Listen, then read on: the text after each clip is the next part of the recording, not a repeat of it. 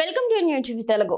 ఫైనల్లో పంజాబ్ కింగ్స్ ను ఢీ కొట్టడానికి రాయల్ ఛాలెంజర్స్ తయారవుతున్న ప్రస్తుత పరిస్థితుల్లో ఆ జట్టు రన్ మెషిన్ విరాట్ కోహ్లీకి షాక్ ఇచ్చారు బెంగళూరు పోలీసులు. టీమిండియా స్టార్ క్రికెటర్ విరాట్ కోహ్లీకి చెందిన 18 కమ్యూన్ పబ్ కు మరోసారి అధికారులు నోటీసులు ఇచ్చారు.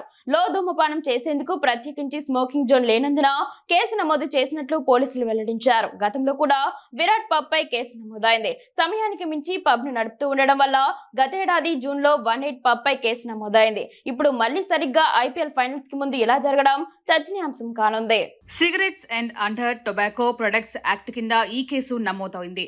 కోప్తా యాక్ట్ లోని సెక్షన్ 4(21) కింద కబ్బన్ పార్క్ పోలీసులు ఈ కేసు నమోదు చేశారు.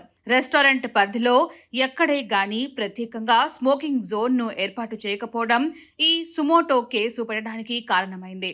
అలాగే బృహత్ బెంగళూరు మహానగర పాలికే కూడా రెస్టారెంట్ కు నోటీసులు జారీ చేయడం ప్రాధాన్యతను సంతరించుకుంది.